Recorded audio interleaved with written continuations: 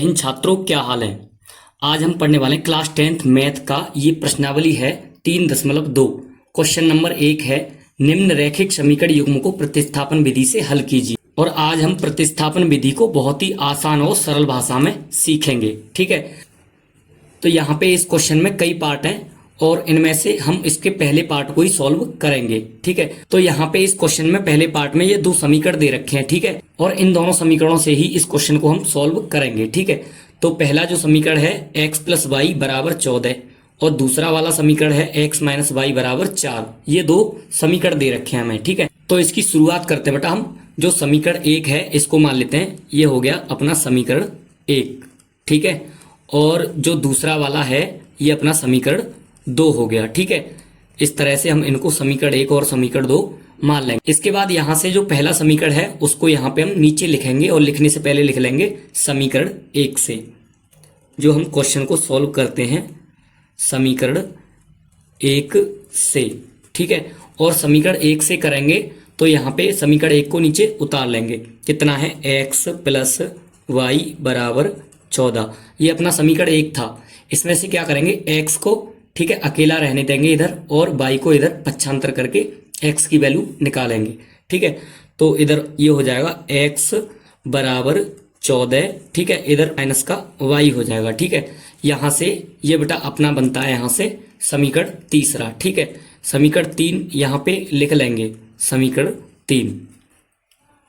इसके बाद में अब क्या करना है हमें, इसके बाद में जो ये x का मान जो निकाला है ना हमने, x की वैल्यू जो निकाली है उसको हम समीकरण 2 में रखेंगे। ठीक है, तो यहां लिख देते हैं, पहले क्या लिखेंगे, यानी x की वैल्यू जो समीकरण 2 में रखेंगे। ठीक है, तो यहां लिख देते हैं x का मान समीकरण सेकंड यानी 2 में रखने पर और समीकरण 2 में रखने के लिए क्या करना होगा, हमें सबसे पहले समीकरण 2 को उतारना होगा। ठीक है, तो नीचे लिख लेते हैं, क्या था अपना समीकरण 2, ये रहा, ये है अपना x माइनस वाई बराबर 4। ठीक है, यही था अपना समीकरण दूसरा। अब इसमें जहां जहां x है, x की जगह पर रखेंगे हम 14 माइनस वाई। ठीक है, तो यहाँ पे रखेंगे 14 माइनस वाई। अभी हमने सिर्फ x की वैल्यू लगाई है 14 माइनस वाई। अभी माइनस का साइन है, लगा दो माइनस, और y की जगह पे कितना है, y की जगह पे y रहेगी यहाँ पे। ठीक है, तो y लिख देंगे y, और यहाँ पे बराबर 4। ठीक है, अभी तक इसमें कुछ नहीं किया है, बस x की जो वैल्यू है 14 माइनस वाई वो हमने लगा दी। ठीक है, तो इसके बाद में यहाँ से हम y की वैल्यू जो है निकाल लेंगे। ठीक है, तो क्या करेंगे, यहाँ पे इसको सॉल्व कर लो।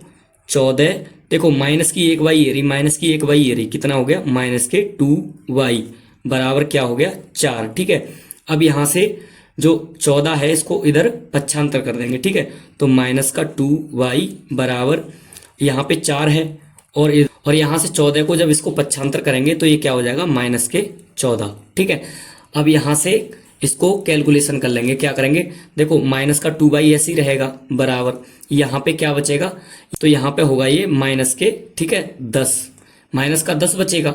अब यहाँ के बाद में क्या करना है, यहाँ से हम चाहे तो ये माइनस से माइनस ये कट जाएगा। ठीक है, यहाँ के बाद में जो बाई है, बाई का मान आएगा 10 बट्टे में 2 है, तो यहाँ पे जो गुणा में है वो बट्टे में हो जाएगा। ठीक है, तो बट्टे 2, इसके 2 से इसको काट देंगे, कितनी बार, 5 बार कट गया। ठीक है, और जब 5 बार कट गया तो ये आ गई अपनी y की वैल्यू, y बराबर कितना आ गया, 5। ठीक है, y की वैल्यू आ गई y बराबर 5।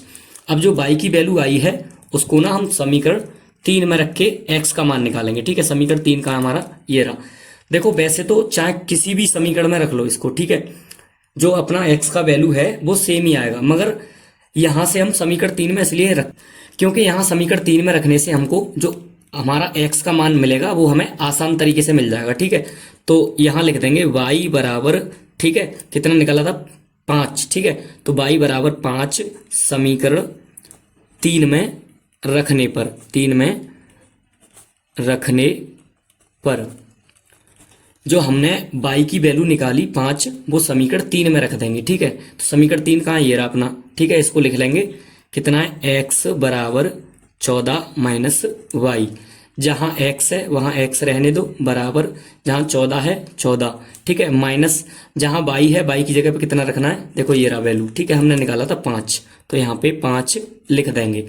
तो यहाँ पे अब ये x बराबर 14 में से 5 को घटा दो, कितना बचा, ये बचेगा बेटा आपका, ठीक है, 9। अगर हम 14 में से 5 को घटाएंगे 9 बचेगा, तो हमारी यहाँ पे x की वैल्यू भी आ चुकी है, ठीक है। तो यही हमें करना था, इसमें x और y दोनों की वैल्यू चाहिए थी, ठीक है। ये हो गई बेटा अपनी प्रतिस्थापन विधि।